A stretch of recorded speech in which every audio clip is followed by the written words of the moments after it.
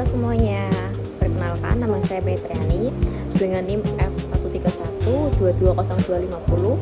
Saya adalah mahasiswi dari jurusan Psikologi, Fakultas Psikologi Universitas Semarang. Di sini saya membuat video untuk memenuhi UAS mata kuliah Psikologi Urban. Yuk simak videonya bareng-bareng.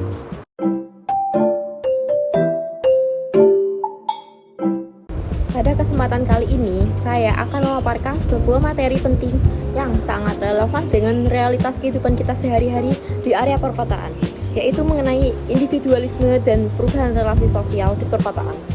Mari kita bedah fenomena ini dari sudut pandang psikologi urban.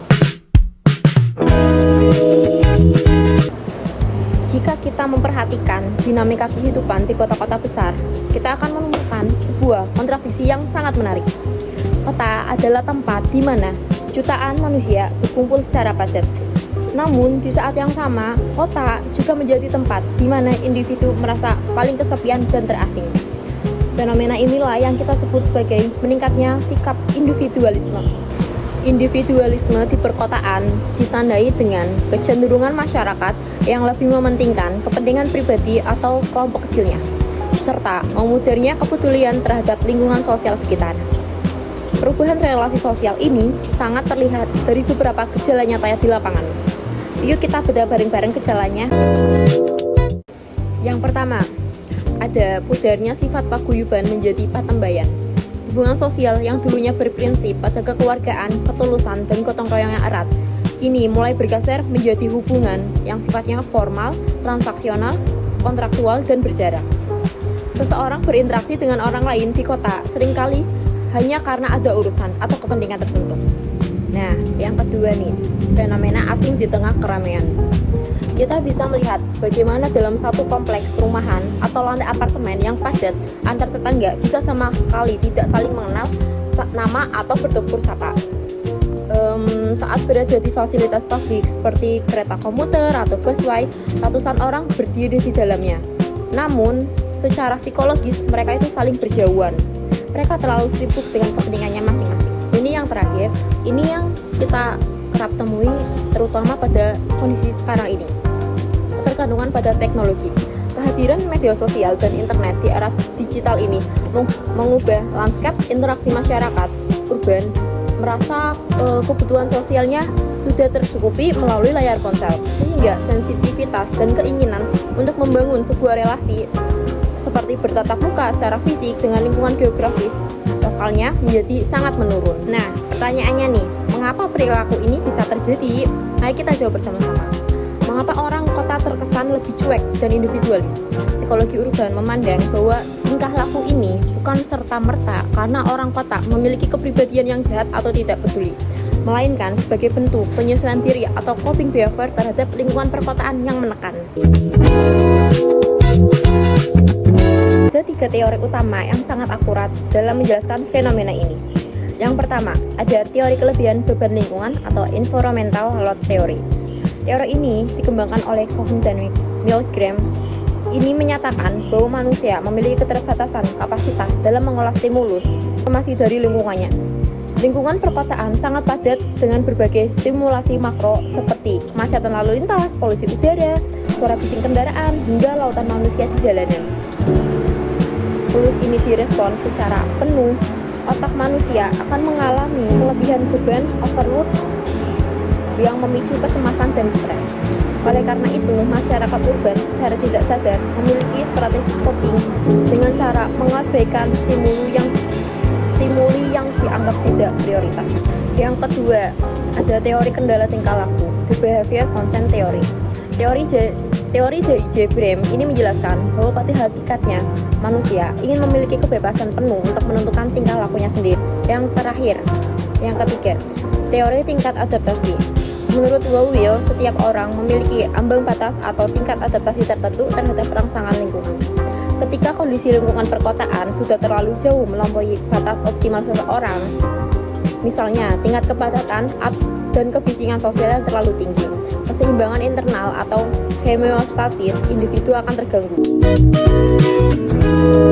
Untuk memperkuat analisis psikologis ini, saya mengintegrasikan sebuah referensi dari jurnal ilmiah nasional yang ditulis oleh Suharyanto 2018 dalam jurnal ilmu sosial dan ilmu politik yang berjudul Pergeseran Nilai Gotong Royong dan Pola Interaksi Sosial Masyarakat Perkotaan. Dalam penelitian tersebut, Suharyanto mengonfirmasi secara empiris bahwa proses modernisasi, urbanisasi, dan desakan kebutuhan ekonomi di perkotaan secara signifikan mengubah orientasi nilai masyarakat dari kolektivisme menuju individualisme. Hubungan kekerabatan yang erat di kota tereduksi oleh pola waktu kerja yang padat dan penggunaan ruang hidup yang semakin private.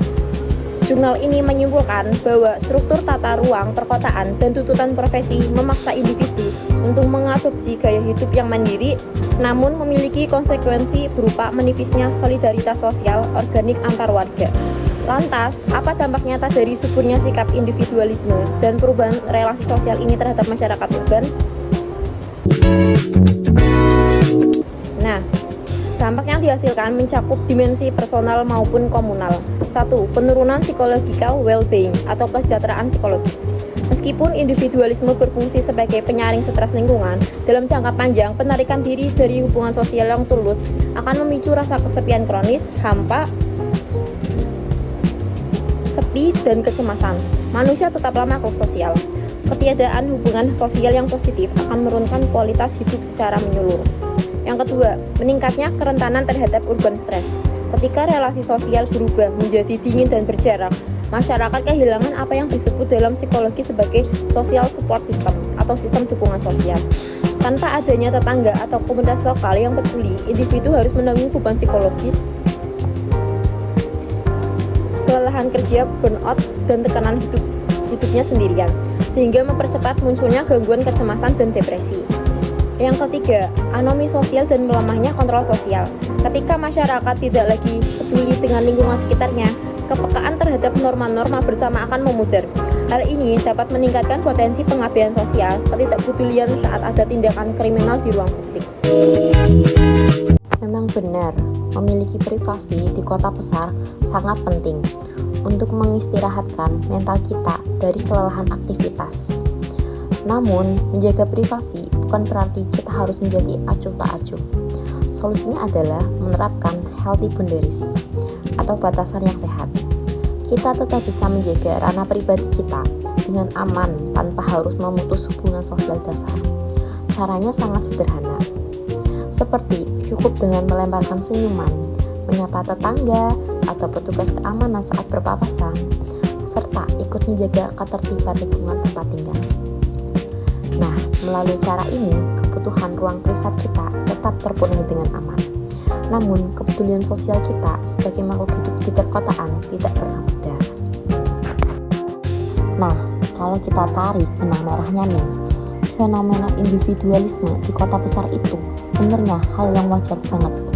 Itu adalah cara otak kita melakukan proteksi diri supaya nggak gampang stres atau overload dari padatnya kehidupan urban atau perkotaan. Tapi, poin pentingnya adalah jangan sampai proteksi diri ini malah menjadi kita kesepian dan terasing. Jadi, kuncinya cuma satu, keseimbangan.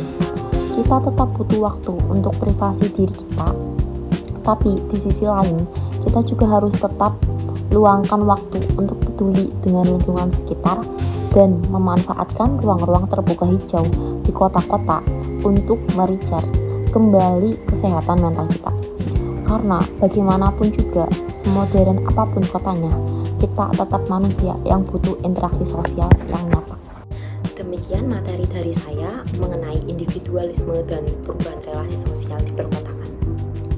Semoga video ini bisa menambah wawasan baru bagi kita semua dan memantik refleksi positif untuk menciptakan lingkungan urban yang sehat dan aman. Apabila di video ini ada kesalahan, saya mohon maaf sebesar-besarnya. Saya Meidrani undur diri. Demikian, sampai jumpa semuanya.